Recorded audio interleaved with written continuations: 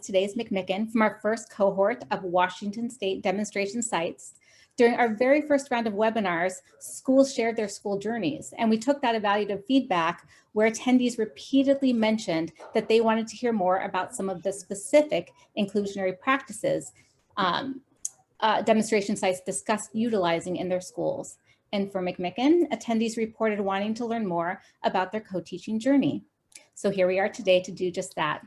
Take a deep dive into co-teaching with the educators from McMicken Elementary.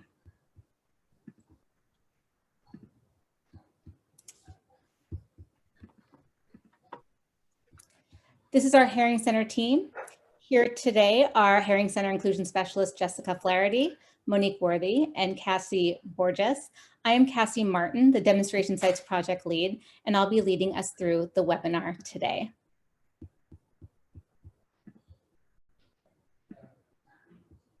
Before we dive in, let's make sure we're set up for the webinar.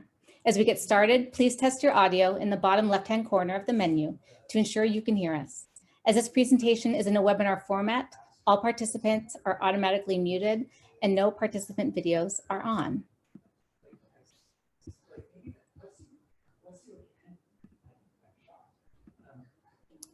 Thank you for sharing comments and ideas in the chat. Because of the number of people participating today, we'll be answering questions and responding, and we'll not be answering questions in the chat. We will be doing responding and some sharing of information in the chat, but if there are specific questions and answers, we don't want them to get lost in the chat, so please put them in the Q&A. If you'd like our presenters to answer a question, again, use that Q&A feature. We'll have time for questions and answers throughout our webinar, and we'll be reviewing ideas in the chat and to do our best to incorporate them into the presentation today to make it as interactive as possible. We'll be recording today's webinar and it'll be provided on the Herring Center's Demonstration Sites webpage, which will be put in the chat in just a minute. The recording from today will be available on our website by the beginning of next week. All participants will be sent a link to access the webinar recording and PowerPoint slides. Again, a recording and the presentation will be made available in addition to any accompanying artifacts.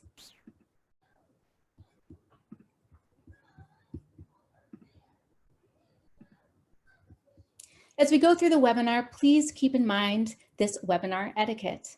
We encourage a growth mindset where you're open to thinking about new ideas and willing to push yourselves to grow. Thank you for joining us today, for being present, positive, and engaged.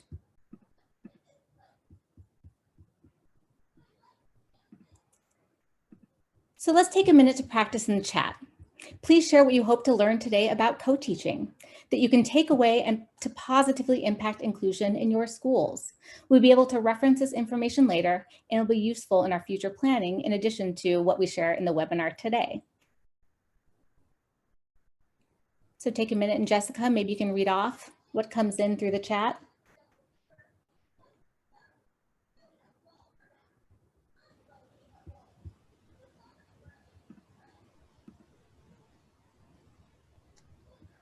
How to best build teacher capacity for co-teaching.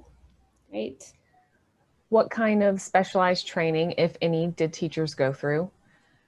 I would love to learn new strategies for making co-teaching more effective.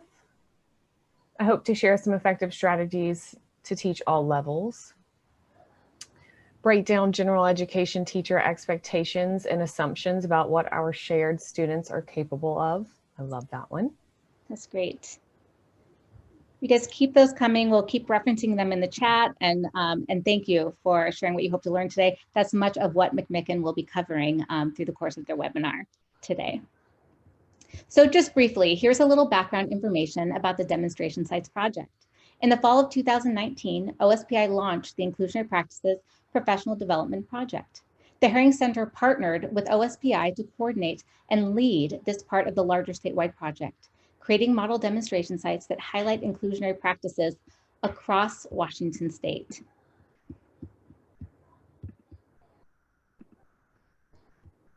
The Demonstration Sites project was developed to provide educators from around the state with the opportunity to observe inclusionary practices in action, meet with school teams, collect artifacts that aid in systems change, and learn about how to implement inclusionary practices in different school contexts. Our demonstration sites highlight the diversity in our state, They include urban schools, rural schools, and schools in some of our largest and smallest districts across Washington. In collaboration with Herring Center Inclusion Specialists, the original and future intention of this project is for demonstration sites to host visiting schools to showcase and highlight inclusionary practices.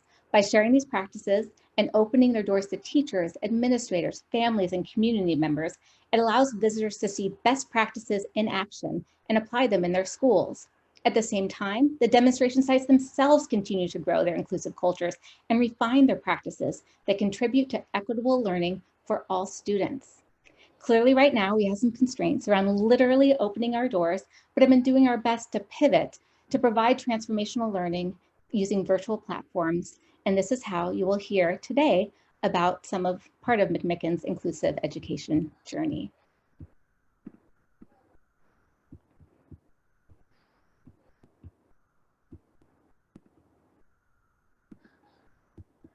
There are some founding principles that drive our model demonstration sites work.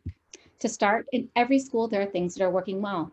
In education, we have a tendency to examine the problems associated with our practices instead of examining what's working well, why it's working well, and how we can use this information to make things better. This asset-based approach is a productive way for schools to leverage their strengths to become more inclusive. Also, inclusion is not a special education initiative, but it's a cultural shift in philosophy and practice. If we simply change the way we deliver special education services without considering the culture of the school or how all students engage in teaching and learning, we will never make the changes we need to truly impact student learning. Through the course of our webinars, and by way of now currently scheduling virtual visits, districts, schools, and communities can learn more about steps taken to make these shifts to a more inclusive school. This includes learning about instructional strategies, systems, and structures that allow for more inclusive learning communities, the impetus for why schools began making these changes in the first place, how they engage stakeholders, the district, and other strategic moves they've made along the way to facilitate lasting and sustainable change. The team from McMicken will share much of this with you today. What's exciting about the demonstration sites is they're in various stages of their journeys, and whether they're in year one of their journey or if they're 6 years in, they all have plans for continuous improvement. They recognize as new students enter their buildings or join in virtually, and as they collect more information about the best ways students learn, that their professional practices need to reflect that learning in responsive and meaningful ways. We developed this project because we experienced the impact on visiting schools of seeing inclusionary practices in action, the feelings, the dynamics. It was such an effective way for visiting schools to get why this works so well. And we saw this over and over again at McMicken Elementary. And we also experienced the impact on our demonstration sites by hosting visiting schools. Going virtual, just like for the districts across the state, it's encouraged us to develop new innovations, make some mistakes, and learn and to engage in true reflective practice. We're adapting and growing in response to what we've learned. And these experiences inform us as we move forward. But for today, in just a minute, we're very happy to take a deep dive into co-teaching for one of our first cohort of IBP demonstration sites, McMicken Elementary in Highline School District. Before we hand it over to McMicken, let's do some polling to see who is joining us today.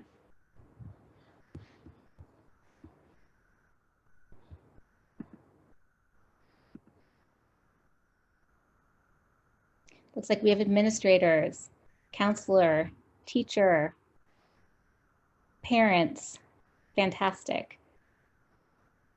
District, specialists. Well, welcome. We're all very, very happy that you're here today. Thanks for joining us.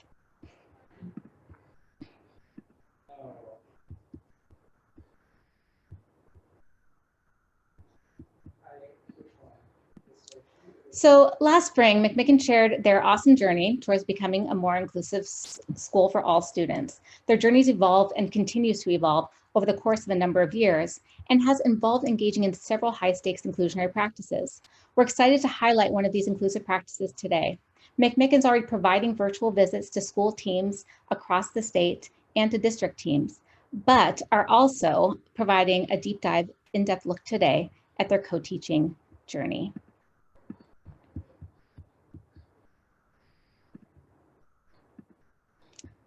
I am very happy to introduce the team from McMicken. Here with us today, we have Spencer Flanagan, intermediate EBC teacher, Dina Harris and Sarah Morgan, learning resource teachers, Whitney Ward, general education teacher, and we do have McMicken site-based leadership, which we're very excited about joining us today. Alex Haas is here, and she'll be kicking off the introduction, in addition to Jody Robertson, who's the assistant principal of McMicken Heights.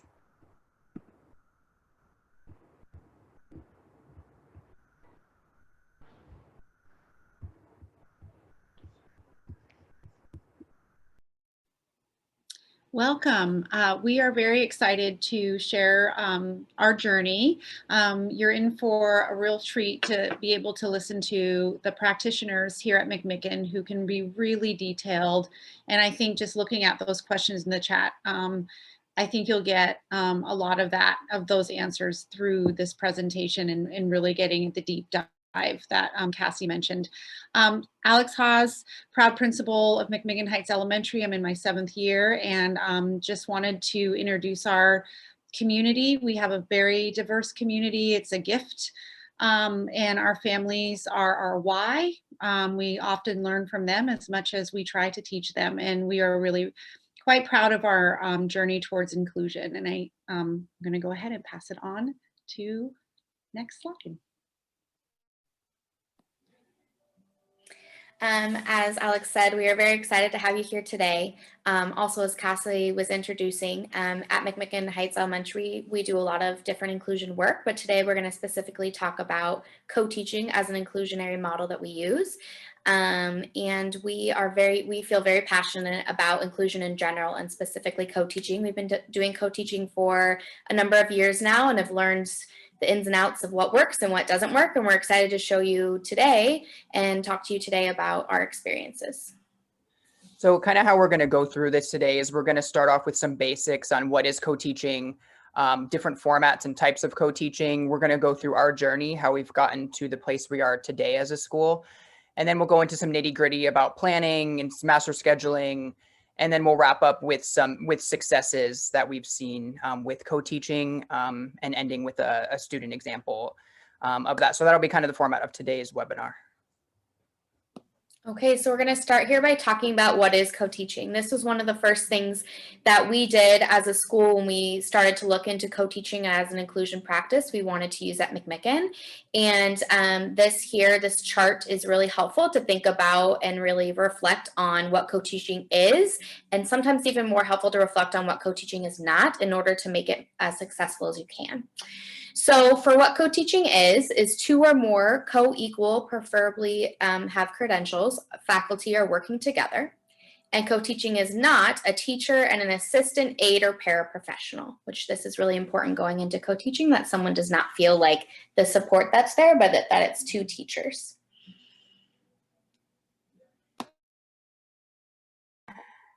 Co-teaching is conducted in the same classroom at the same time. It is not when a few students are pulled out of the classroom on a regular basis to work with the special educator. And it is also not job sharing where teachers teach different days.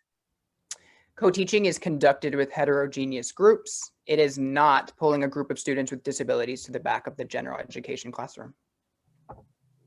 Co-teaching is when both teachers plan for instruction together. This is super important, and we'll talk to you more about this later in the presentation. The gen ed teacher is the content expert, and the sped teacher is the expert on differentiation.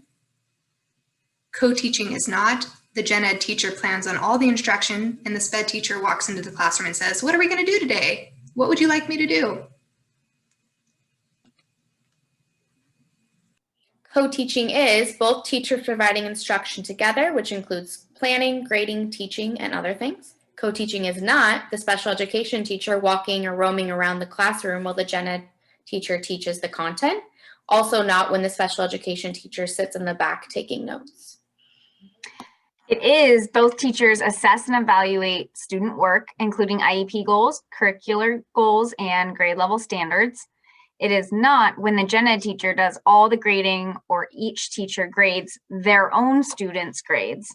Also, it's not when the sped teacher changes grades afterwards, citing it as modifying after the fact. Co-teaching is when teachers really maximize having those 2 adults in the room by having both teachers actively engaged with students using 1 or more of the co-teaching models, which we're going to go into. Co-teaching is not when teachers take turns being in charge while the other teacher grades papers, gets caught up on emails, takes a nap. Also not when students remain in large group setting with lecture format as teachers rotate who talks at them.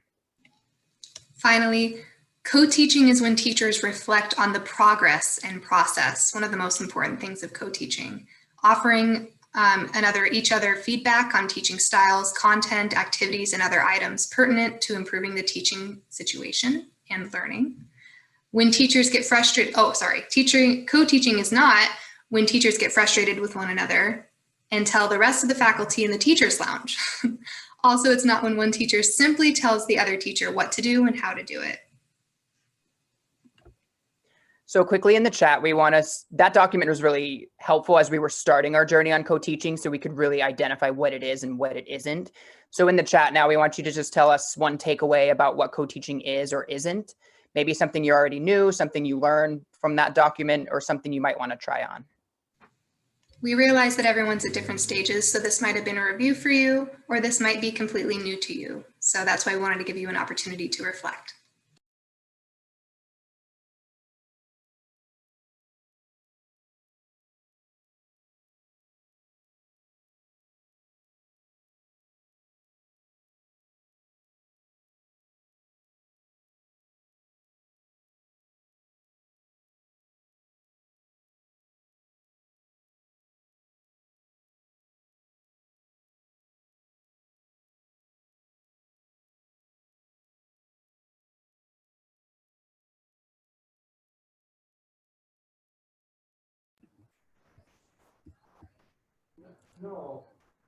Because these are great. We have content and differentiation experts. Didn't know it wasn't just a special education teacher walking around and monitoring their kids, in quote, I see. It seems more aligned to a job share-like situation, a paradigm shift and cultural shift. And when you have two equally qualified teachers working together, co-planning is vital to co-teaching. And thinking about how to have both teachers more actively engage with the lesson at the same time. The importance of co-planning, which I'm very excited for McMicken to talk about today because they are experts in co-planning. The gen ed teacher is the curriculum expert, special education teacher as kind of focusing on the differentiation, the accommodations, adaptations, modifications. And we have people that are excited to learn more. And they love the definition of both teachers plan for instruction together with each being an expert. Really that parity, that equal partnership. These are fantastic. Great chats. I really enjoyed seeing your takeaways and things that you've already started learning. So that's encouraging for the rest of our presentation. Because buckle up, you're about to learn a lot more. Here we go. So before what is co-teaching? We want to go through some of the models in case you haven't seen these before. There's a lot of different ways to co-teach that co-teaching might look inside of a classroom. So I'm going to quickly go through each of these different types of models and then briefly explain how we use them.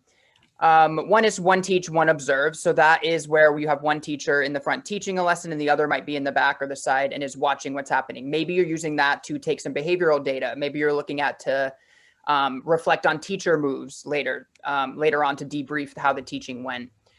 Station teaching is a way where the two teachers are in different groups and kids are rotating through teachers, independent stations. You could have paraeducators in there and you're rotating through and doing different things at each of the different stations. Parallel teaching is where the class is split in half and the two teachers are teaching in smaller groups. So the class is split and we're teaching in the same classroom, maybe in the front and the back. And the content is usually the same, but maybe differentiated based on the level, the groups that you have that you're teaching. But the overall learning target is usually the same. Alternative teaching is where you have a teacher teaching most of the students, and then another teacher may pull a smaller group into a different place in the room. Again, oftentimes the content's the same or the overarching learning target's the same, but there might be additional scaffolds or supports or differentiation in that smaller group to help kids reach that overall arching learning target for the day. Team teaching is where the two teachers are in the front of the room teaching the same lesson and they're kind of going back and forth, sharing parts of the lesson.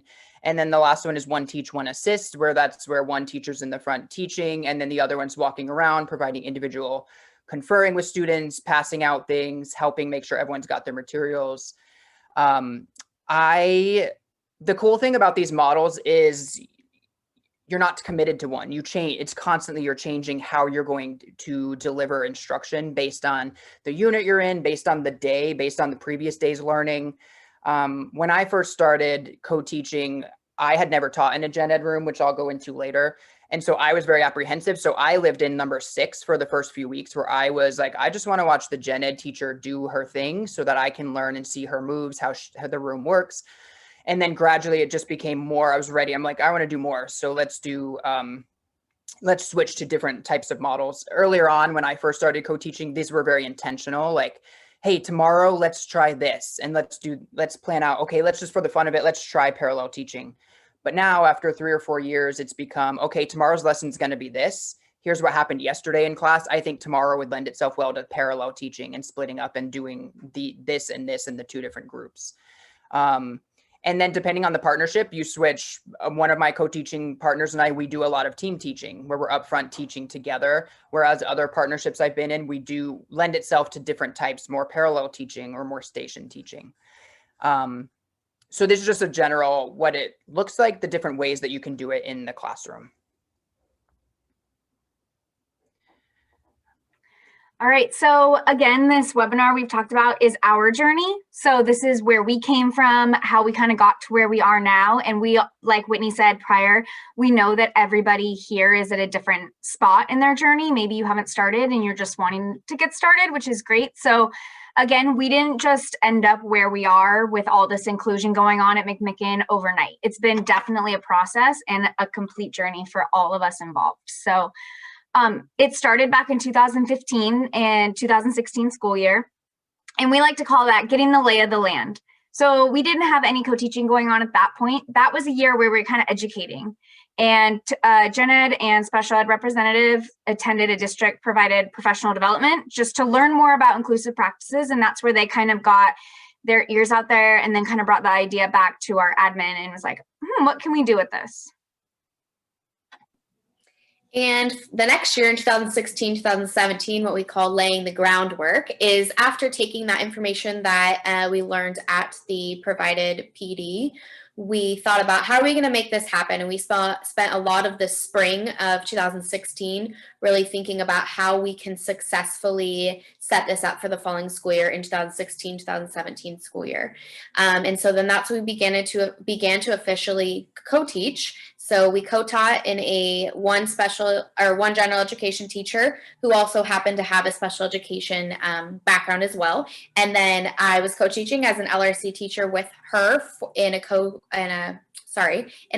4th grade split classroom for literacy. So I was in there for reading as well as for writing. Then after seeing the success of that year in that one classroom, we kind of, as a school, we're like, we're ready for more. We want to scale this model up more to allow more access to this teaching model. And so that the following year, we had the Gen Ed, the Learning Resource Center, co-teaching in 5th grade literacy. We also had, that was my first year as a self-contained EBC teacher, emotional behavioral classroom teacher, where I co-taught in 4th grade math. We had a Gen Ed co-teaching kind of partnership in 6th grade literacy, where we had a Gen Ed teacher and a building coach who were working together and co-teaching that year. And then we had another Gen Ed teacher and another instructional coach co-teaching in 2nd grade math. So we started with one classroom the year before and then expanded to this next year. We tried it out in 4 different classrooms with different personnel and staffing in each one as we could with what we were kind of given. So 2018, 2019 is building on those previous year's successes. We learned a lot from the 2017, 2018 year as far as what works with the type of partnerships that we are making, what works with people's schedules, with just a lot of factors that we'll go into a little bit later. So this year was a really big year for us. This is the year I started co-teaching as a general education teacher in 4th grade with both Dina and Sarah here on our panel today. In literacy, I taught with Dina in reading and Sarah in writing. This was the year that Spencer rolled up with the group that he co-taught the previous year in 4th grade he rolled up with the same group and same teacher into 5th grade. They noticed a lot of success that previous year and wanted to continue and build on that success the next year. This was also another year that we included some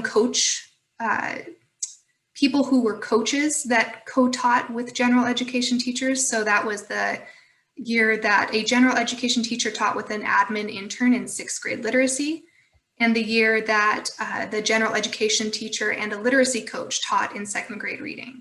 And this was really kind of showing the ways that we were being really flexible in co-teaching partnerships, finding people in our staff that would be able to be available for that co-teaching work. And we did see a lot of success from that year, but we'll go to the next slide and show what happened after that. Okay, 2019, 2020, we call refining our practice. So we continued what we were doing and how can we do it better? How can we expand a little bit? So we had a gen ed LRC co-teaching in 3rd grade. So Dina, Whitney, and Sarah saw so much success working together, and we'll talk about partnerships later. But so we saw a need in 3rd grade, a large need where co-teaching would be needed and really important. So Whitney moved down to 3rd grade and they co-taught literacy, both reading and writing again. I, as the EBC teacher, co-taught in 5th grade math with my same co-teaching partner, but I also added an additional subject of teaching 5th grade reading with a different general education teacher. We saw our primary self-contained emotional behavioral classroom teacher started co-teaching in 3rd grade for reading partway through the year. And then we also got an integrated kindergarten classroom at McMicken. And we also, and Dina and Sarah, jump in, correct me if I'm wrong, this was the year that we then also were looking at bringing in students who typically would be placed elsewhere. We had a few different students with higher needs than we typically were serving at McMicken, that we decided to see how can we serve them here at McMicken at their home school, instead of sending them to some sort of self-contained or to a different school. So we brought in supports to support those students as well that year. Absolutely. So really it was figuring out how we could talk about LRE, so least restrictive environment. So providing those students with the classroom setting that made sense for them and making it work for them and not having them go to a self-contained classroom. So again, just another inclusionary practice. And then in 2020 and 2021, this school year is bridging the inclusive gaps. So of course, this year has been, as we all know, different and interesting as it being virtual, but we are doing the best we can. I saw in the chat how we're asking how we're doing this virtually, and we're trying to do it the best we can and kind of do it how we are doing it in the classroom, just virtually. So this school year, Dina is our resource room teacher that is teaching with Whitney Ward in a 4th grade math.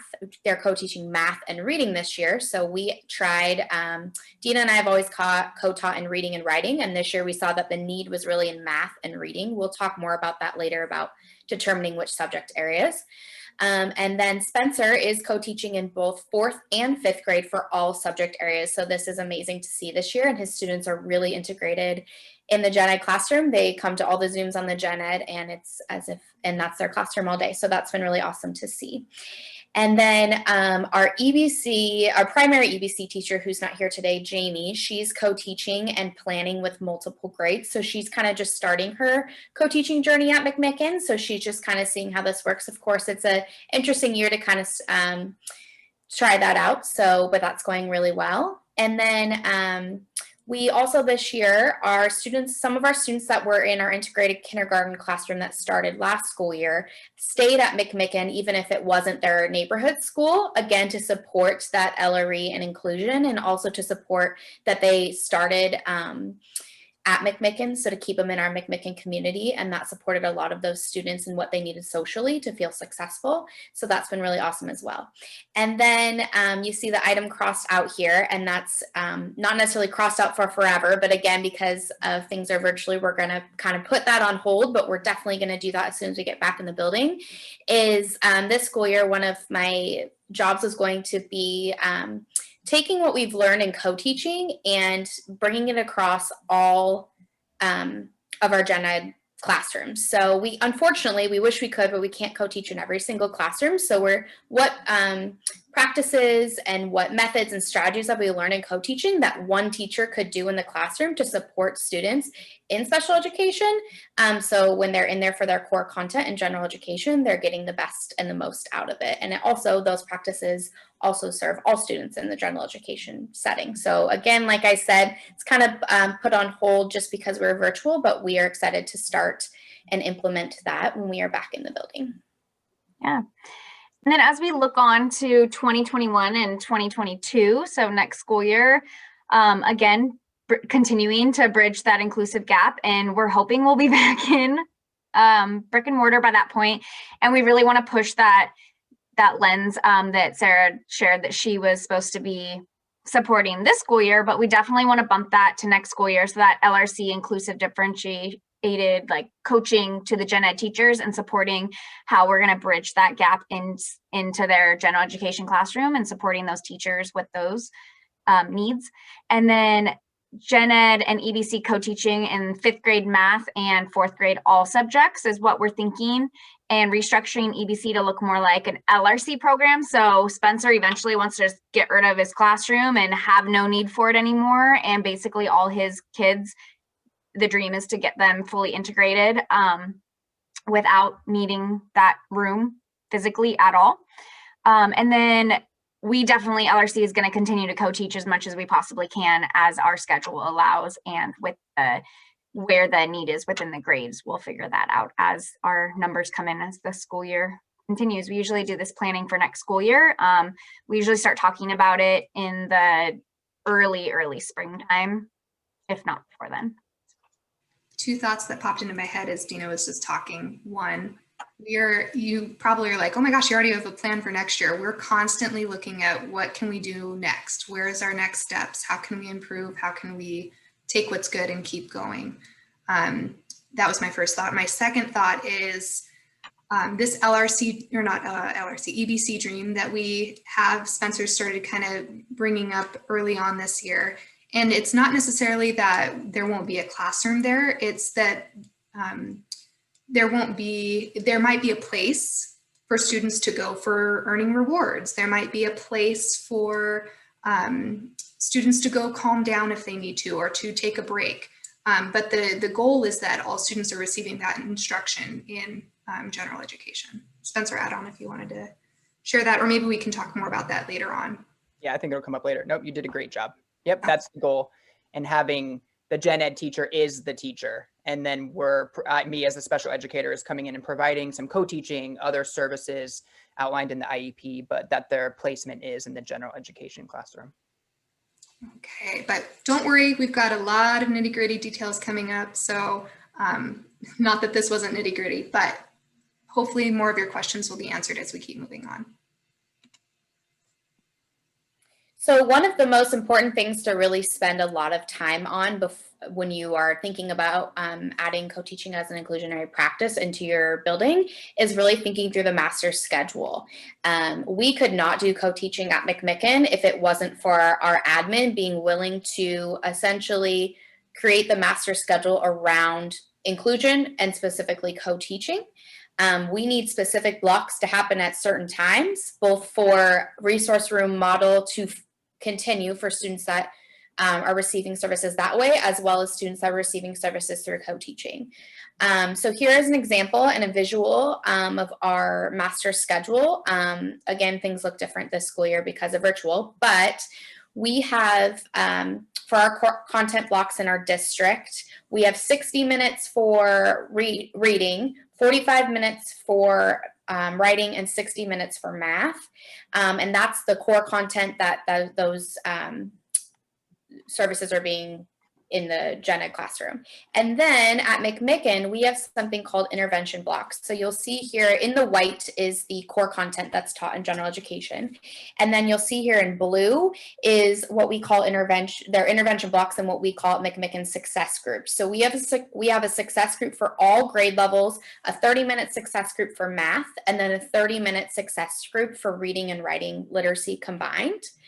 And within those success groups, every student in that grade level is receiving what they need at that time. So that may look like students receiving services from a special education teacher, if they're not in a co-teaching classroom. That also looks like our paraeducators providing supports to students. That looks like our general education teachers polling groups of students based off what they need. So what's amazing about this is every time there's lots of kids moving around to get what they need. And again, that happens for both math and ELA throughout the day. And those happen 4 days a week at McMicken. So those are 30-minute blocks. And really, like I said, the master schedule is based around those kind of the white blocks we need for co-teaching to work, as well as those blue blocks being put in so that each grade level has a math success group and an ELA success group. Just a quick note on success groups too. I think having success groups at our school has really helped shift the mindset of our school culture, in the fact that we have a specific time of day where literally everyone in the school gets what they need and knows that a teacher will be there to help provide that for them.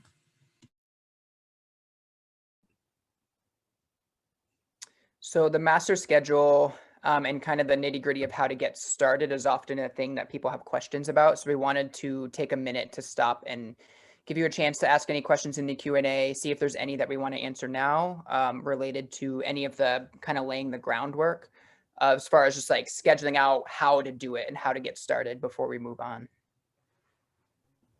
Spencer, it looks like there's a question in the Q&A that says, how do LRE students who may need intensive repeated lessons to master concepts get that and get core content in the gen ed classroom within the co-teaching model?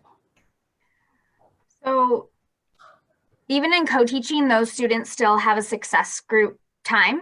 And those kids that may need that intensive repeated lessons during success group time will come to the resource room with either myself or Sarah or our para, and that's where they're supported for those more intensive repeated lessons that they may need.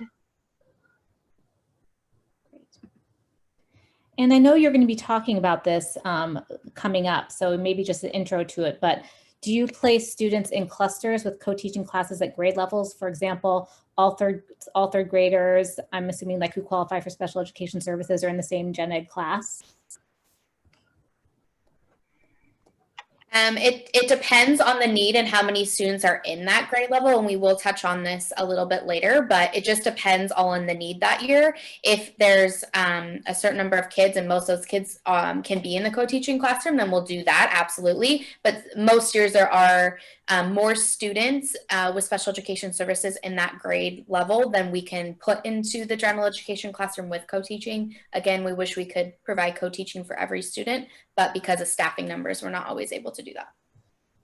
And I think you'll talk about this more later too, that part of your kind of the co-planning that happens does benefit everyone across that grade level. So that's one of the benefits of the way that you do your co-planning, is that even if a student's not in a co-taught classroom, their general education teacher is still benefiting from the expertise of the special education teacher on that grade level co-plan team. A few more, this is a logistical question, probably a good one. You said nuts and bolts, and this is a good nuts and bolts question. So do you hand schedule for the master schedule? Is it hand scheduled, or is a computer program used to schedule all the classes? So our amazing vice principal, Jody, she sits down and we just hash it out with, we use Excel.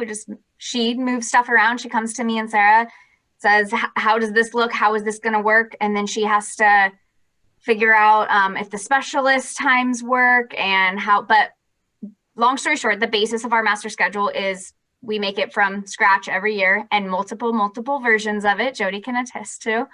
And with that, we're constantly, the basis of it is our success groups and our co-teaching. So we revolve the entire master schedule around our inclusion practices and how we can best benefit our students. And then everything else kind of fits into place after that. So you really prioritize special education and co-teaching. That's fantastic.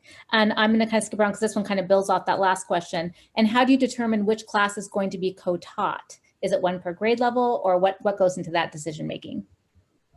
Again, I wish we could have one per grade level. That would be absolutely amazing. We don't have the staffing to support that. We have been creative in ways we can have out of classroom staff positions support co-teaching, the co-teaching model.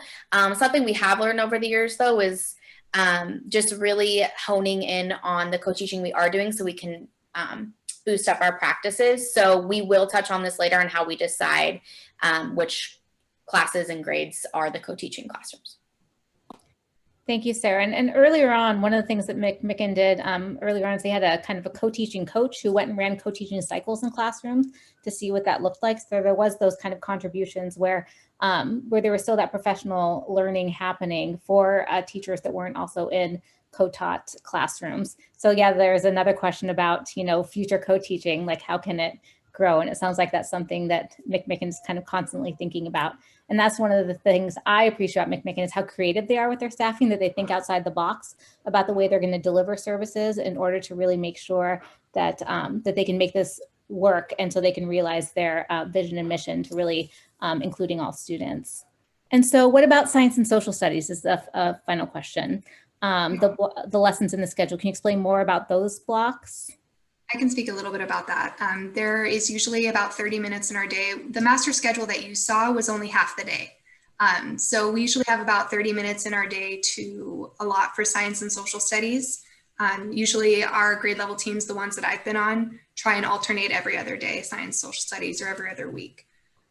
So we are allowed every day 30 minutes of that time. We also get morning meetings every day that are scheduled into our master schedule as well for us to incorporate those and integrate them as well.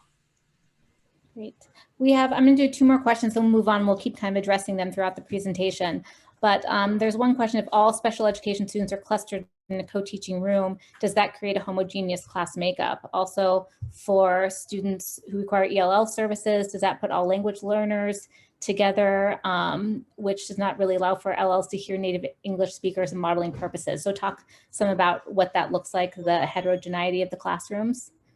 Yeah, so this is one of the things we really consider, and that's why when we look at where co-teaching is most needed, depending on how many students qualify for special education in that grade level, is again, we wish that we had a co-teaching classroom for all those students, but we never just have all the students that are in special education, we don't put them all in the same classroom in order to do co-teaching. We make sure it's a very balanced classroom based on all the different needs. I don't know if anyone else wants to speak or add on to that.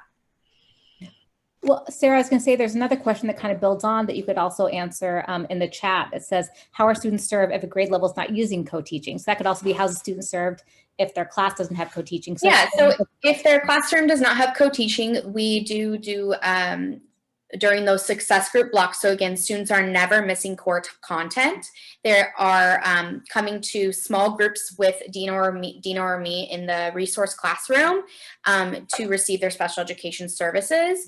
And that we build on the general education content that's being taught, as well as teach them specifically at the skills they need. So they're either being co-taught through co-teaching, or sorry, they're either receiving their services through co-teaching, and or sometimes we do have students that have both if they do need even more academic support. So it just really depends on what the students need, and then we go from there.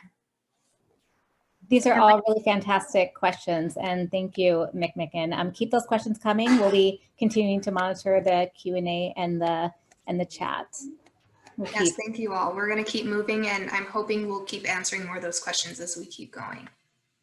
The next slide here is talking a little bit more about the co-teaching partnerships and considerations for those partnerships.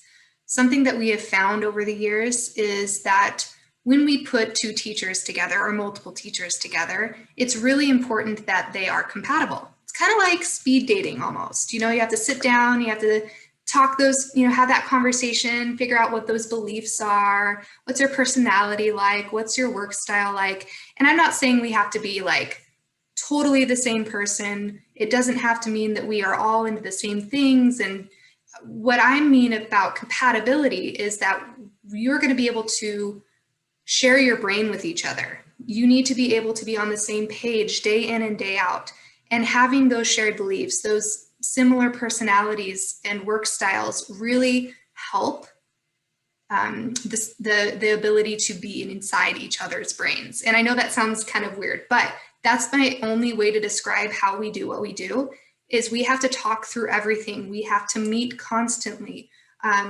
Everything that I do as a general education teacher that comes so second nature to me now has to be shared with another human. So having that compatibility factor is super important.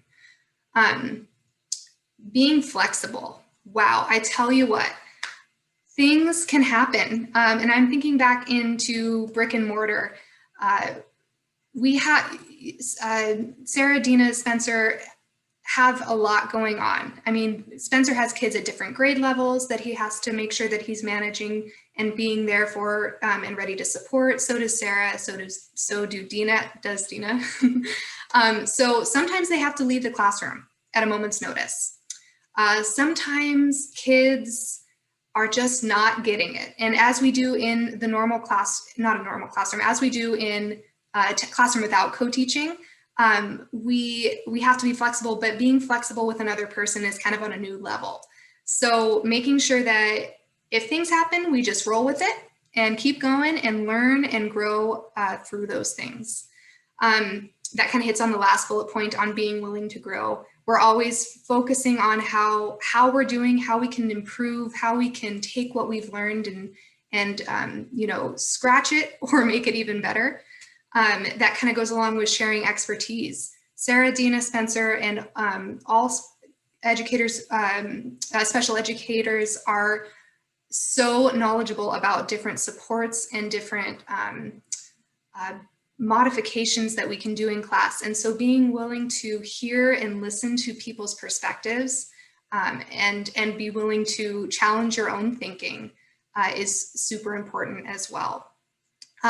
Going back to the speed dating thing, wondering if your partnerships are compatible when you're trying to set up co-teaching partnerships. There's a document supported in this PowerPoint that's kind of like a 20 questions thing. I'm not going to pull it up right now, but it just kind of breaks the ice and gets people to know each other better and in hopes of finding that compatibility within a partnership.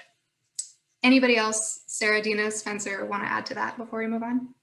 I mean, just going back to that whole flexibility piece, Whitney's been incredible. The last 3 years we've been co-teaching. I guess this year's been different because we're online, so it's not as wonky, but with me and Sarah being pushed and pulled in different directions of different students of different needs that they have that come up just at a moment's notice, or coming in from recess, something happened with one of our students that student only will, you know, respond to us in that situation. So we ran down to, you know, hey, we'll be there as soon as we can. I'm really sorry. And she's like, okay, no worries. I got it. I'll start the lesson. And then we just jump in. And she, again, that flexibility piece is huge. And she's been so great about that, especially when we are in brick and mortar and there's like no control, but she understands that we have a lot going on with our, with all the other kiddos in the school that we're supporting. So yeah, just to bounce off that.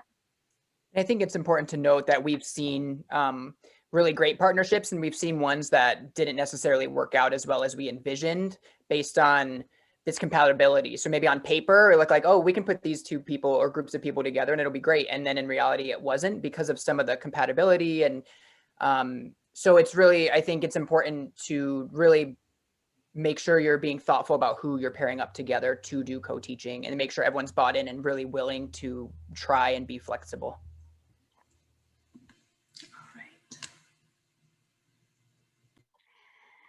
Okay, so this is a really important, as soon as you get past that compatibility part, it comes in that next part of, okay, what's the next step as two teachers now in a classroom? Of course, I know a lot of time it's kind of scary for a gen ed teacher. That's their space, their classroom, and another adult's coming in.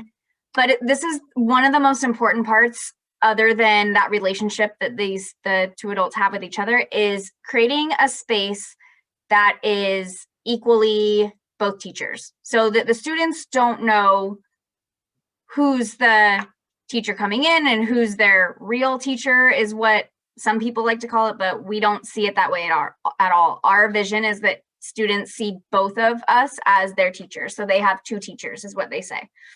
So we want to make sure that there's designated areas for both teachers and students. So when we're planning a classroom, we make sure that we have a spot in the back of the classroom for one teacher, a round table, or whatever it might look like, a kidney bean table, and then one in the front so we can both be pulling small groups. Everything's equal. Students have spaces in the front and the back for when we do want to do parallel teaching, and we have 2 different groups of students. All materials are shared amongst both teachers. It's not, oh, this is Miss Harris's whiteboards and this is Miss Ward's whiteboards. It's everything is ours. Both of our names are posted in the room and our emails. So when the kids were sharing and they're writing, it was all right there. Actually, all 3 of us were at one point in Miss Ward's room. And we work really hard the first month of school, the first couple weeks of school. We don't start success groups right away. So me and Miss Morgan are more available to jump in and be more in the gen ed classroom, whatever classroom we're co-teaching in, to build that classroom culture and get to know all of the students and really have our presence there as their teacher from day one. And we always do a lesson in that first week or 2 about inclusion and equity versus equality and why they have 2 teachers. And we really get into the nitty gritty of really just bringing it home to the students that every student in that classroom is going to get what they need, whatever that is. So whatever they need, we are there to support them. And we make sure that that is very, very clear on day one. We also do a fun, like, get to know your teachers activity and just really building that classroom community around both of us being their teachers.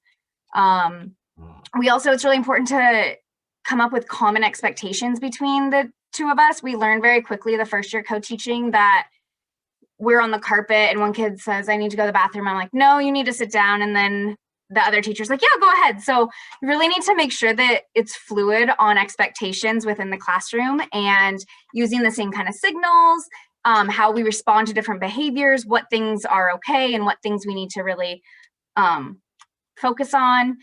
And then also we come up with a common reward system and motivators that we're both using constantly. It's not just the special education teacher that's giving stickers to that one kid with a sticker chart, because that's not how it is. We make sure that all students in the classroom have some sort of reward. It's a system that's within the whole class, not just one kid. And it's not just one of us that's doing it. It's both of us back and forth. And I was going to say, just to add on to that, this isn't something that we have like planned day one, it's all set. We know exactly what we're doing. A lot of times we develop these things as we teach together. So, like the common motivators or reward systems. Some things don't work, some things do, and we just learn as we go on that. So that's another flexibility piece.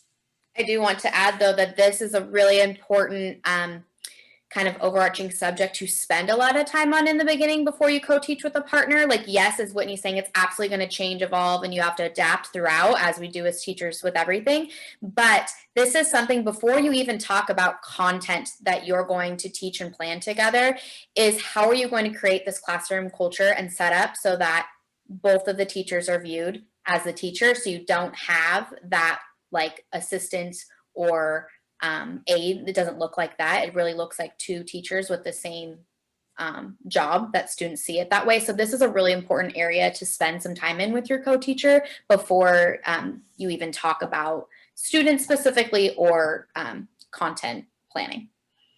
And it's often really small things too that make a big impact. So even this year and with virtual teaching at the beginning, and when I'm in Whitney's class, and kids are like, bye, Miss Ward. And then Whitney's like, okay, and what about Mr. Flanagan? So now the kids are like, bye, Miss Ward, bye, Mr. Flanagan. You know, it's little things like that, like saying something like that, like, well, what about him? Don't forget him, to make sure that we're really even and on that equal playing field. Okay, so this next part here obviously is a very important overarching section as well. Once you have established all those kind of norms for the classroom as a whole, you can really dive into planning and what that's going to look like. Again, it's really important that you do a lot of the work to talk about how you want to plan and how these things are going to happen, instead of just jumping in like, hey, let's start planning reading, if that's the area you're going to co-teach in. So one of the first things that you really want to talk about is what person's each person's individual planning style is. So some people like to plan more way in advance, maybe a couple weeks in advance. Some people like to spend more time, really strong plans on the unit planning. Some like to have things planned but review it each day in the morning together. However you want to plan is totally fine and great between the two of you, but you just need to make sure that you and your co-teacher are on the same page. So just really sharing what you need as a teacher when you're planning. And then who plans, as we've said, and we were looking at in the chart of what co-teaching is and what co-teaching is not, is it's very essential that both the general education teacher and the co-teacher, the special education teacher, or the person going into the classroom to co-teach, they are equally planning the subjects that they're in there for teaching. So this really looks like basically doing what you do in your head as a gen ed teacher, thinking out loud with your co-teacher and planning the specifics of what it's going to look like. And then where these plans live. So again, there are many different tools and strategies and platforms you can use to plan. Throughout the years, Dina and I we love OneNote, just the way it looks and it's colorful and it's just organized. So we love OneNote, and McMicken uses the Google Drive a lot, as we just have Gmail accounts through our district.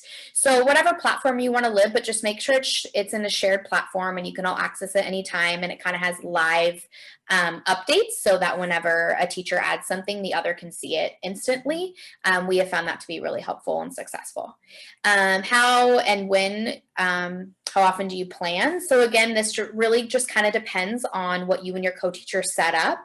I think it's really important to do a lot of planning up front. Like if you're going to do unit planning, to make sure that, you know, you're doing that ahead. But then, like I said, some people like to plan 1 week at a time. Some people like to plan just a day at a time, a couple days at a time. So whatever it works for you and your co-teacher, but again, it's equal. So just finding that balance with each other. And then splitting up planning again. Just like we do as grade level teams, you might be like, hey, like, can you take on this part of the lesson? I'll take on this part of the lesson. But again, you're always coming together to make sure that it's cohesive. And then weekly and daily check-ins, again, just depends on what works for some. Definitely, I've co-taught with other teachers where we were totally fine if we planned really well, having it all written out and broke up the parts we were going to teach. We knew what co-teaching model we were going to do for each day, and we didn't even necessarily have to talk every day. We would just kind of look over our plans. I know co-teaching with Whitney, we definitely do a lot more of the daily check-ins. Let's quickly check in before we teach the students, make sure that our plans still work, because again, as we know as teachers, we have to adapt. Sometimes the plans you make maybe aren't going to work for that day, or so just checking in daily has been something that has worked more in our recent co-teaching partnerships. And yeah, I think that pretty much covered all of that.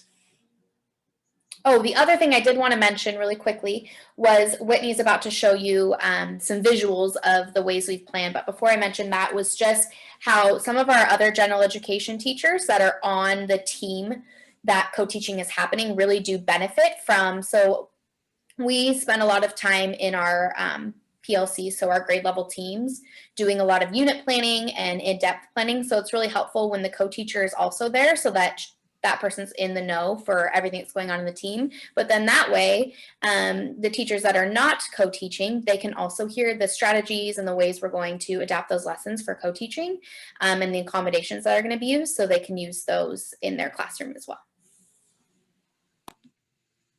Thanks, Sarah. So I'm just going to briefly show you 2 examples. I'm not going to go into them too in depth of what planning looks like. Last year, Sarah, Dina, and I used OneNote. This is a place that housed everything from our unit plans to reading monthly plans to weekly plans. It had IEP info in it, and it had other data sources in it like F&P and different grades that we might have kept. But this is a shot of a planning page, and it kind of goes really into depth on each lesson. This is I believe it's a reading lesson in which we kind of break apart each part of the lesson and say who's doing what, how is this part differentiated, how can we make sure that students are supported in each part of this lesson. This does take a little extra time, which is why I'm going to show you another example, because we don't always have time to go in as depth. So this is an example of a planner that's Dina, Spencer, and I use. And this is just more of a bare bones, here's what we're doing each day, maybe with links to lessons, maybe with links to resources. But it also kind of breaks down, as you can see in the math section, who might be doing small groups each day, what they might be focusing on, and things like that. So one thing for me as I've become more integrated into the general education grade level teams is my kind of knowledge, which I'll talk about later, but I have increased my knowledge of all the things general education world related that I hadn't been a part of before, being in a self-contained. One of them is the use of data. Like as special educators, we're always collecting data, using data, but I have just found that collaborating with the gen ed grade level team, my knowledge of assessment data and data tracking has just grown over the past few years. I've dabbled with ways to look at this is an example on the screen of a checklist we created for a math unit in the general education class that we were using to track skills across days. And then I created one that was similar that had students with IEPs. I had their goals written in and highlighted on days that we're going to target them in the core content so that I can be as a way of kind of an additional data collection point and really aligning and thinking about, okay, this student has academic goals in these areas and we're teaching this content on these days. What modifications or accommodations do I need to put into the lessons on certain days ahead of time? And then also it's a great way for tracking data and seeing how is the student performing at this skill that's both a grade level skill and also an IEP goal. So this is one way I'm still growing and continuing to learn. But again, with multiple people in the classroom, this data collection it becomes so much easier to do. And we find we have an overabundance of data, which is great.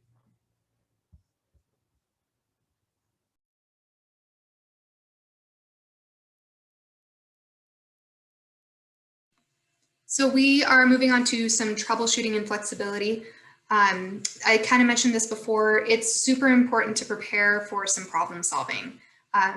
Along with flexibility, you need to make sure that you go into this knowing that it isn't all sunshine and rainbows. There's going to be days that are off. There's going to be times when kiddos are having difficulty accessing, and as much as we try to prepare for that, that doesn't always happen.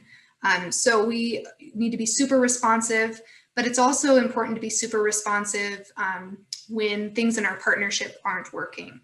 So if there's a problem with, communication, or the way that we're planning lessons isn't working, it's important to make sure that we are communicating with each other and setting that expectation up. We kind of talked about this already. When a co-teacher is absent, that's why we do such detailed plans. So both co-teachers know exactly what we're doing that day. And it's not, the classroom doesn't fall apart when one person is gone. We just continue on as normal. And maybe we have to cancel a small group that day, or we might have to teach whole group instead of parallel. We just have to be flexible. And finally, acknowledging after a year of co-teaching or several years of co-teaching, is the partnership as strong as it could be? There's times where we have partnerships that just didn't work. So acknowledging that and moving forward and growing from that. Shifts in schedules are needed to accommodate. So again, flexibility, making sure that our schedules are able to accommodate co-teaching.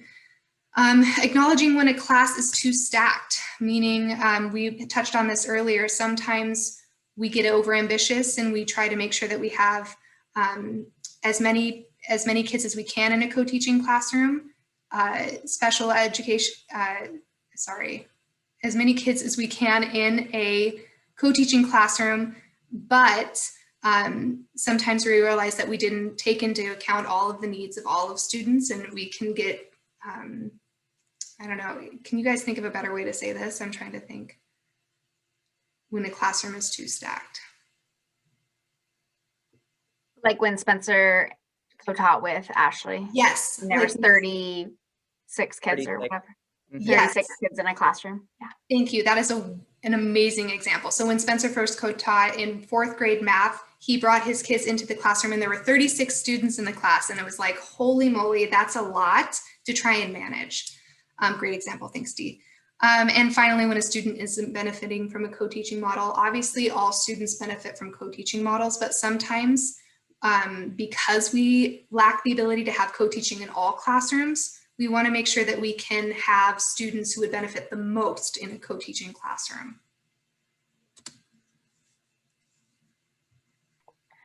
All right, so coming from the learning resource the considerations that we have to really think about when we're diving into this co-teaching is how important it is, and I can't emphasize that enough, but how important it is that we are a team with our admin and that we have that shared inclusive vision. And they have been really, like, they trust us and they listen to all of our ideas and we listen to theirs, and we kind of just bring what we want to the table, and they either think we're crazy or they back us 100%, which they have always backed us. And we're like, we want to co-teach in this grade with this teacher.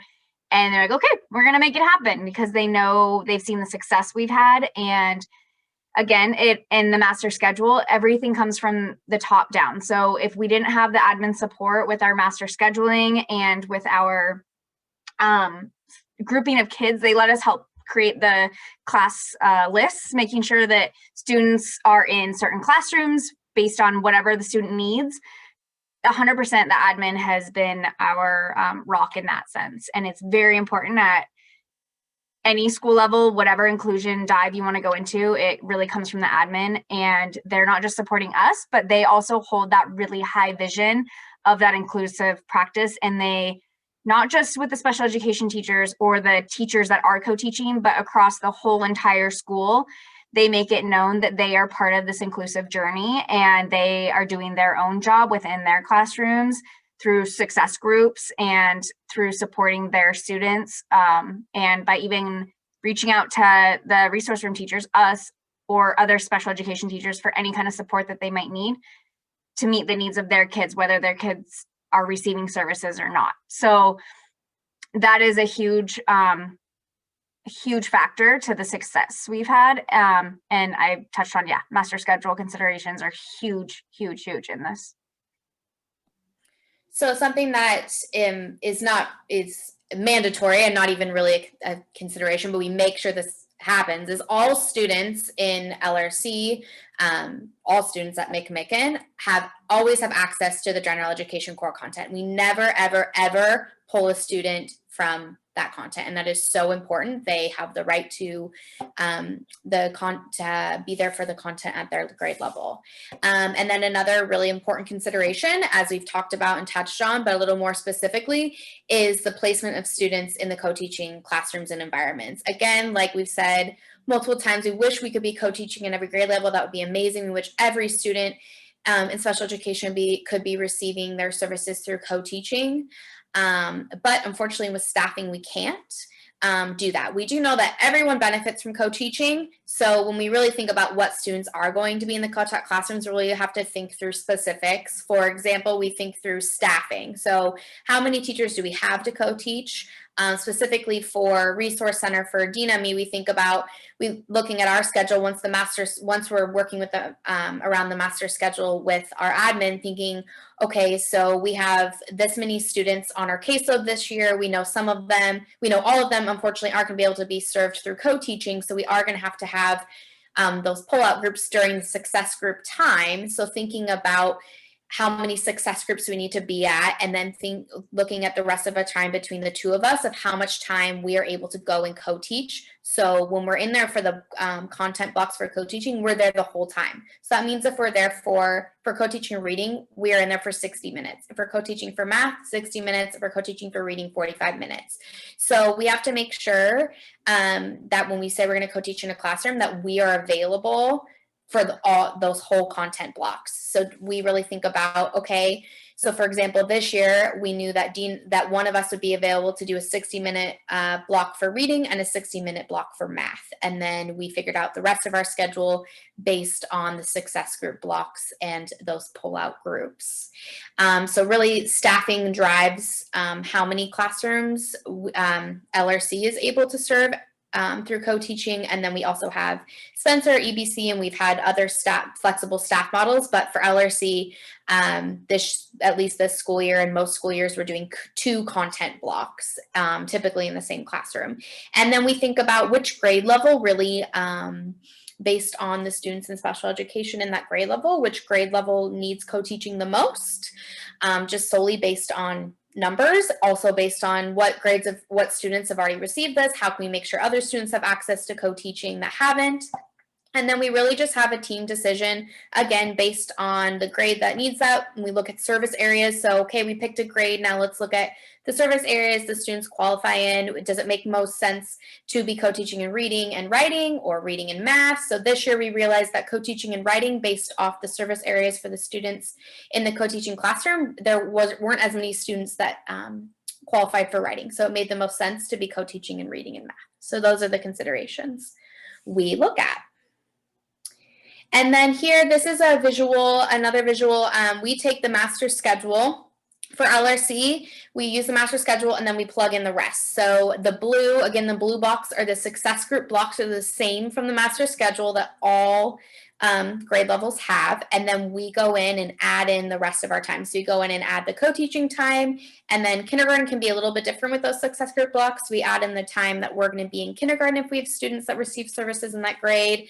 We have in the red there a flex block, which we have found has been really helpful to support with behavior that comes up, with academic needs that come up, whatever it may just be. We have blocks throughout our schedule. If there's like random 10, 15-minute blocks that we can use as flex, which we have found to be really helpful for us. Yeah, so we continue to pull small groups throughout the day in those blue blocks as well as co-teaching.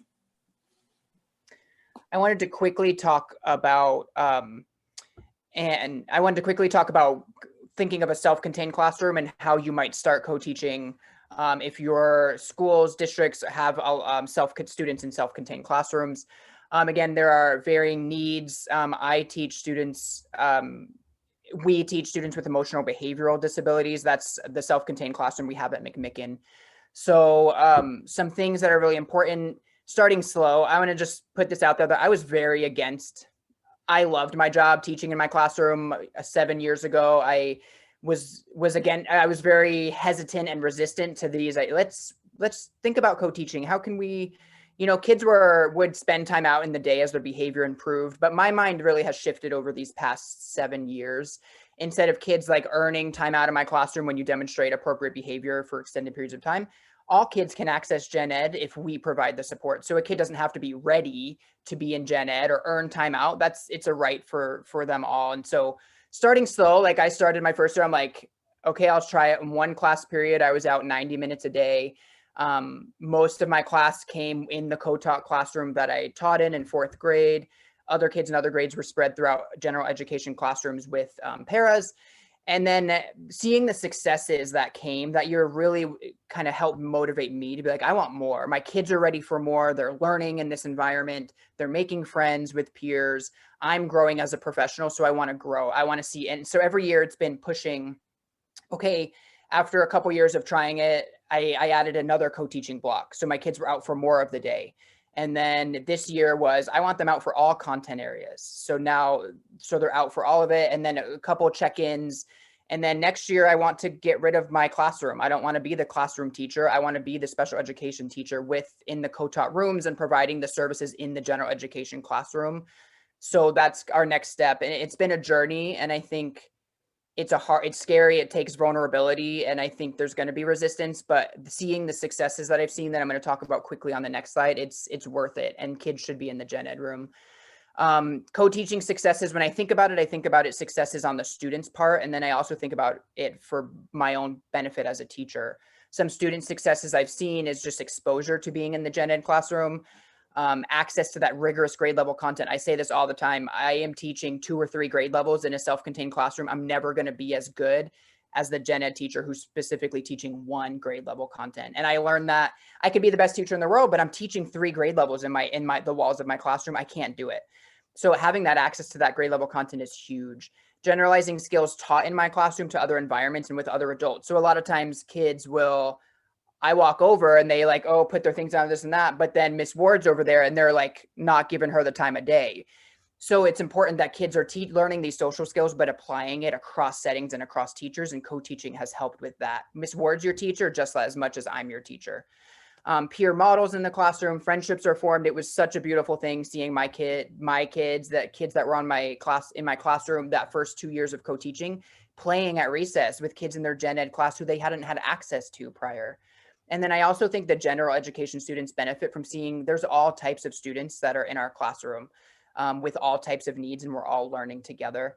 This guy up at the top, he was in Whitney's class with some of my paraeducators the first year I was co-teaching in 5th grade.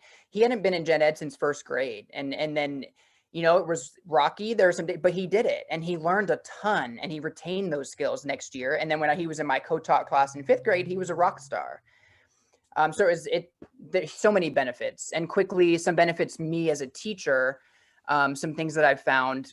I was in this little cave of my self-contained room. People in the building hardly ever saw me my first few years.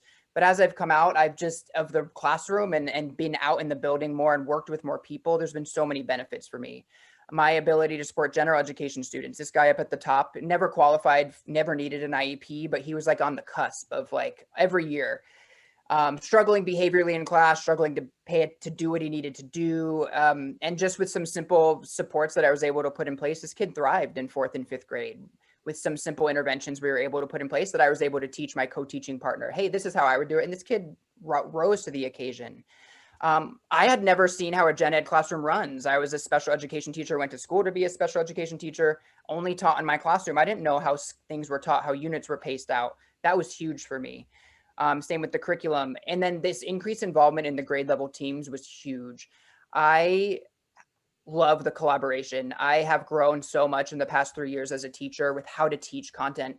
And I'm to this point where often when I'd be put with a gen ed team, I'd sit there kind of quiet because I didn't even know where to chime in. I don't know what to add. And now that I've taught for years in the gen ed setting, I'm this equal player on the team. I'm not just the differentiation specialist. That's my role and that's what I bring to the table, but I'm a grade level team member on both 4th and 5th grade. And I never thought I would need that or want that, but I feel so competent as a teacher, and I feel I'm just growing my practice that I would not have otherwise. And then also some of hopefully the things that I bring in my skill set of behavioral supports rubs off on the gen ed partners that I've worked with, and they can pick up some of the skills just like I'm learning from them. And we do. All right, so we do have a couple of slides left. Cassie, I'm wondering, I know it's 4:20. Do we have time to share a quick video? Absolutely. Yeah, please. You guys, can we skip to the end, do you, Sarah? Yeah. Okay. So this is a student that came to us in 1st grade. He was in kindergarten in a IAC. He was in a self-contained program. He from preschool, they put him straight in there in kindergarten. He came to us in 1st grade, and his first year we got him. He had a difficult time navigating the school. He needed lots of supports, visual schedules. He needed me to hold his hand to walk in to and from places to make sure he got where he needed to be because he would get very confused. He needed lots of breaks. He would get really frustrated. Long story short, we gave him all the supports he needed. He then was in co-teaching 2nd grade through 4th grade. He's still now in our co-teaching classroom. And within the classroom, he was getting small group support with those foundational skills that he really needed support with. And he was better able to access the gen ed content, and he has just flourished. And he is when I think of, that student that just makes you so happy to go to school and go to work every day and feel like you're doing something, this is the kiddo that just like brightens my day. And I just think about how far he has come. And a huge part of it, I think, is just giving him that access to the general education, and that co-teaching really supports him and is what he needs. And so we wanted to share with you him and his story. And this is his writing that we've just recently finished up today. He was a non-reader, non-writer, probably up until, Sarah, would you say 3rd grade? Yeah, I think it's really important to highlight for him that he not only was ILC, a self-contained classroom, not going to be the right classroom for him, right?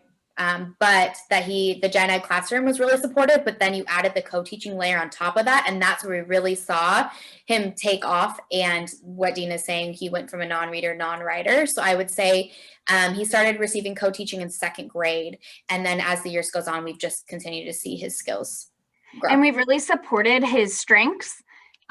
So we've really given him the tools to use different things to help him with his writing.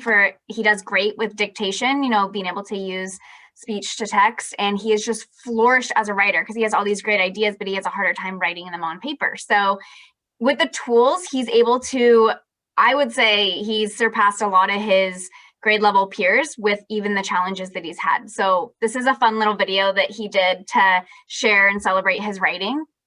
In the interest of time, do you want to skip to the next video? Oh, yeah, sure. I worry about that. So I think the next video is a little bit more powerful. Yeah, so we asked him about how he was liking co-teaching and having multiple teachers and how far he's come. And this was kind of what he shared with us. How has having multiple teachers? I'm sorry, I'm going to share my sound just a second. All right, hopefully that works. How has having multiple teachers helped you? It's really good, and I really like it because when teachers help me, I feel confident and ready to move on to next level. Awesome, Modasa. We were just talking about how much growth you've made since, remember when you first started working with me when you came to McMicken in 1st grade? Actually, I know how to read now because it's like, guys, thank you so much. I know how to write and read now. But you put all the hard work in. Yeah, I did. So that's our sweet kiddo. We love him so much and we wish we could share a little bit more with you, but I do want to respect your time and know we have things to do to end our meeting. So wanted to end it on a positive note with that cute video for you. That was great, Whitney. Thank you so much. And this PowerPoint will be up on our website, so you can access and watch the videos and revisit. And we'll talk about them in a few minutes, not to overwhelm the McMicken staff, but they also are hosting virtual visits currently. So there is the opportunity to do a virtual visit with your school team to learn more from McMicken. As we Whitney, you can stop sharing, and then I think Jessica will start sharing. But let me, as we're doing that, a few questions that came up in the Q&A.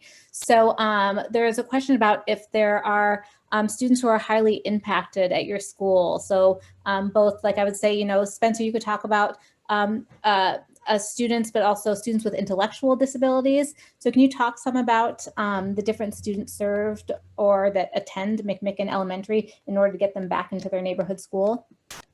Yeah, I mentioned earlier on, and Dean and Sarah can jump in too, a couple years ago when we brought in a few students who would typically be placed in a self-contained program or outside of our school boundaries, but we decided we wanted medically fragile student with Down syndrome that we wanted to see how can we serve them at our school.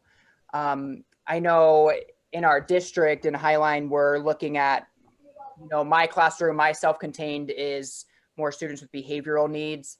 But we have other self-contained in the district, and we're continuing to push our work and say, okay, we've seen how this works with students with behavioral needs. How can we translate this work and apply it to students with intellectual disabilities or students who have those higher, more impacted needs? How can we support them in the neighborhood school? Our special education director's initiative, her long-term vision is that all students are served in their home schools.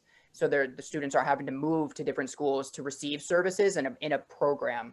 And so I think we're, like we said, we're on this journey and we're still going and we're pushing the boundaries in our district and seeing how can other schools that have these other types of self-contained or that serve these students, how can they open their doors and allow kids to access their learning for most of the day in the gen ed setting. So I think we have some good starting places, but we have a long way to go in Highline, and we all are acknowledging that. And it's it's going to be it's our next step leg of the journey. How do we then translate this to different types of students that currently we don't have, who aren't typically right now served at McMicken? I hope that helps.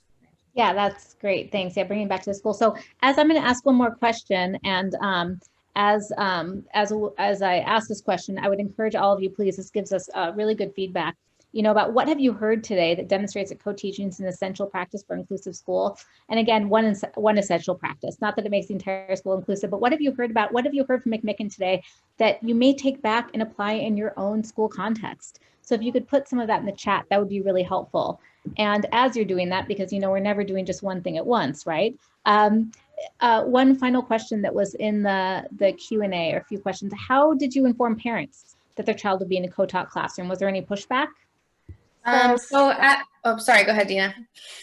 I was just going to say, Sarah and I, at the beginning of every school year, we send out a welcome letter, introducing ourselves. Most of our parents know us, but for newer parents, it's just a nice way for them to have our fresh contact and everything. But the students that are in co-teaching, we put in that letter, letting them know that your student will be served in the general education setting for their services. If you have any questions, concerns, let us know. I don't think we've ever, correct me if I'm wrong, Sarah, we've never had a parent push back against that, saying they would prefer them not to be in the general education classroom, the majority of the time? I think McMicken in general, I think the community, especially the community we have with our parents and LRC, I think it's built on that trust, right? So if they trust that you're giving their student the best service they can, they're not going to push back on that. And so we haven't ever had a situation where parents push back on it. And then to answer I know that I saw that question in the chat about the student center general education without special education services. We haven't necessarily mentioned it to them up front. I think, again, this is just when those parents see that, and we talk about it at conferences, and we as a co-teacher go to the conferences, some of the conferences as well, like they're seeing that there's teachers in there, and parents have always been like, oh my gosh, that's awesome, more support. And so we've never seen or heard anything negative about it from the parents. Yeah. This is so fantastic today, and I really appreciate everyone's engagement and participation. And, obviously, a tremendous thank you to Spencer, Dina, Sarah, and Whitney, and also for Alex and Jody for being here, for sharing an in-depth look at co-teaching at McMicken.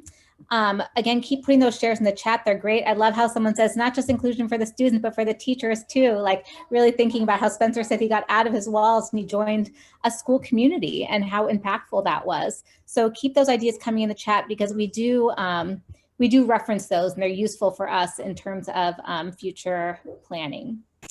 And also, if you would like to reach out to any of the educators at McMicken, next slide, Jessica. There's their names followed by highlineschools.org, and again, you will have a copy of this PowerPoint presentation. And to learn more about the Demonstration Sites Project and OSPI's Inclusionary Practices Professional Development Project, please visit these websites and feel free to email us at uwdemosites@uw.edu. Again, visit our website. We'll be posting this recording. We do want to close. I know that people are kind of hopping off. One of our goals is to build relationships and reach schools across Washington State. So in that spirit, if you could just take a minute, we'd love to hear about where you're joining us from today.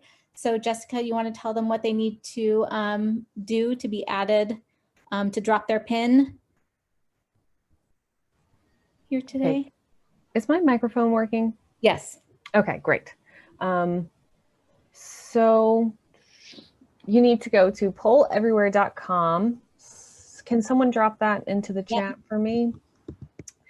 This is my first time doing this poll, so we'll see. The /Herring Center.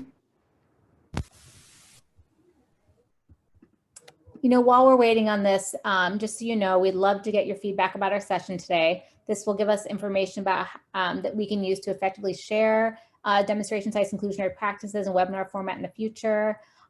We'll be sending out the clock hours forms to you to fill out and to be returned to us. We do want to make sure to give a big thank you to OSPI and CSTEP for their partnership in this project. And again, another huge thanks to Dina, Spencer, Sarah, and Whitney from McMicken Elementary and Highline School District for their inspiring work. Thanks to all of you for joining us today to learn more about inclusionary practices and for envisioning how you might take some of what you learned today and apply it to your schools. We hope you'll join us for future webinars. from our second and third cohorts of IPP demo sites, and also take advantage of our first cohort, of which McMicken is a part of, that they're hosting virtual visits right now with your school or district team. And that when our doors open again, you'll take advantage in person of visiting our Washington State demonstration sites. Thank you so much for joining us today.